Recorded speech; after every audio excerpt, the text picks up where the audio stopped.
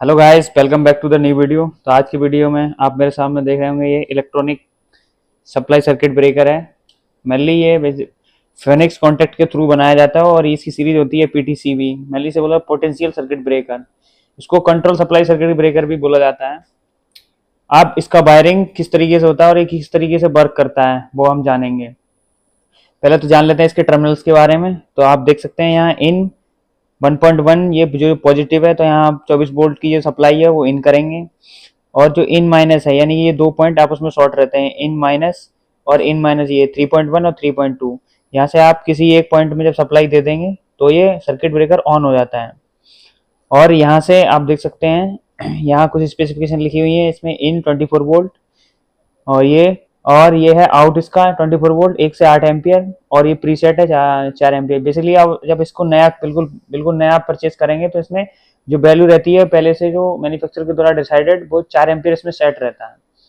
अब इसकी सेटिंग कैसे बदल सकते हैं, हम चेंज कैसे करते हैं वो भी मैं आपको बताऊंगा। बेसिकली ये बटन दिया हुआ है इसका सेटिंग को चेंज करने के लिए, उससे भी मैं बताऊंगा आपको किस तरीके से सेटिंग चेंज होती है।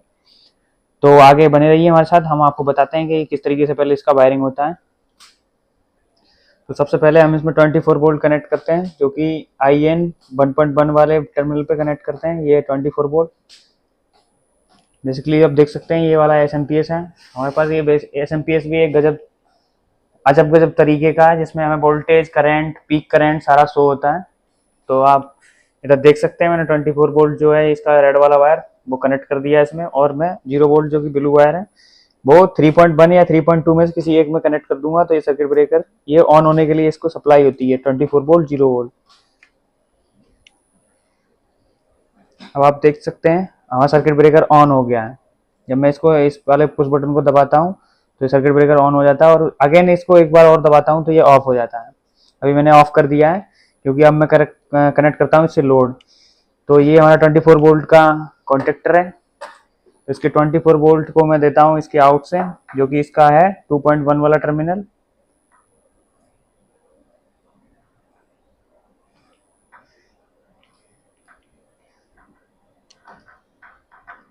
अब जैसा कि मैंने आपको बताया था कि इसका 3.1 और 3.2 आपस में शॉर्ट रहते हैं, तो मैं इसके 0 वोल्ट को यहीं से कनेक्ट कर देता हूँ 3.2 से।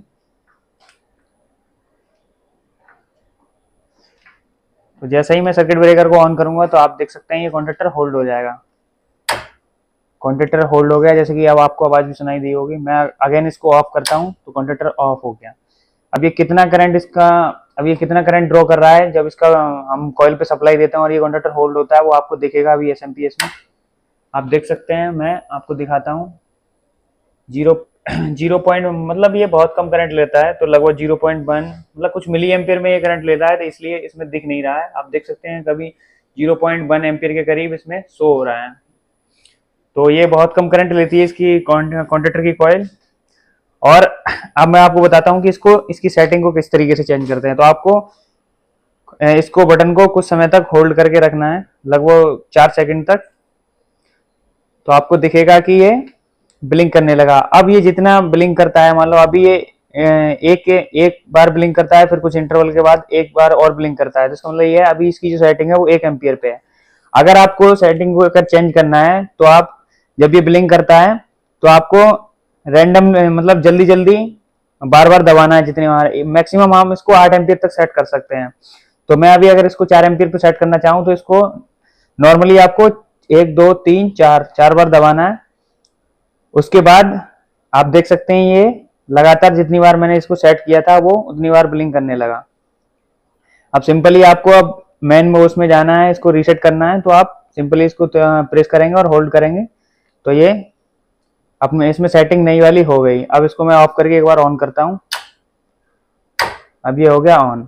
अब आपको चेक करना है कि इसकी जो मैंने सेटिंग की थी वो कितने एम्पियर सेटिंग हुई है। तो आपको इसको फिर अगेन एक बार लॉन्ग प्रेस करेंगे, और जितनी बार ये ब्लिंक होगा इससे आप पता कर सकते हैं कि इतने एम्पियर की रेटिंग इसमें सेट हो चुकी है। तो आप देख सकते हैं 1 2 3 4, तो इतने एम्पियर करें। अगर आपको अगेन दोबारा अगर 1 एम्पियर सेट करना है तो आप सिंपली एक बार दबाएंगे तो इसकी जो LED है वो एक बार ब्लिंक करेगी। तो इसका मतलब ये है अभी जो हमारा सर्किट ब्रेकर है वो 1 एम्पियर पे सिलेक्ट है, 1 एम्पियर की सेटिंग इसमें हो चुकी है। तो आप सेटिंग को पूरी तरह इसमें मतलब वेरीफाई करने के लिए आप इसको अगेन लॉन्ग प्रेस करेंगे और इसमें सेटिंग अब हो चुकी है, आप देख भी सकते हैं।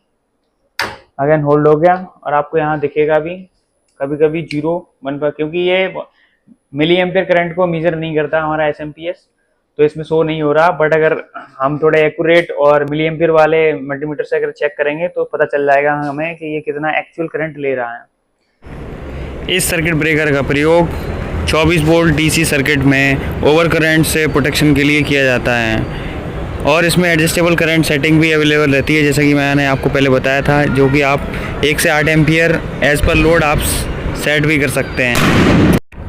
और यह अन्य थर्मल और मैग्नेटिक ब्रेकर्स के कंपैरिजन में हमें एक्यूरेट और फास्ट रिस्पांस देता है और ओवर करंट के प्रोटेक्शन के डिफरेंस में, क्योंकि इसमें इलेक्ट्रॉनिक मॉनिटरिंग होती है। आउटपुट सिग्नल की मॉनिटरिंग करने के लिए इसमें 13 और 14 नंबर टर्मिनल भी दिए रहते हैं और इसका डिज़ाइन बहुत कॉम्पैक्ट होता है, जिसे आप आसानी से रेल पर माउंट करके लगा सकते हैं। और इसमें LED भी रहता है, जिससे आप इसके स्टेटस को आसानी से विजुअली देख सकते हैं कि ये ट्रिप है या फिर हेल्थी कंडीशन में है। आगे हम बात करें इसके एप्लीकेशंस की, तो आप देख सकते हैं PLC एंड कंट्रोल पैनल्स में like PLC IO module, sensor and actuator in automation panel, power distribution control cabinets, remote monitoring system, industrial automation and process control. Costly and sensitive component को over current से protection देने के लिए इस supply circuit breaker का प्रयोग किया जाता है।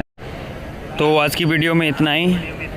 आज की वीडियो में हमने जाना कि कंट्रोल सप्लाई सर्किट ब्रेकर की वायरिंग किस तरीके से करते हैं, इसकी सेटिंग किस तरीके से होती है और इसके एप्लीकेशंस क्या क्या होते हैं। आपको वीडियो कैसा लगा हमें कमेंट में ज़रूर बताएं और वीडियो अगर अच्छा लगा हो तो दोस्तों के साथ शेयर करें।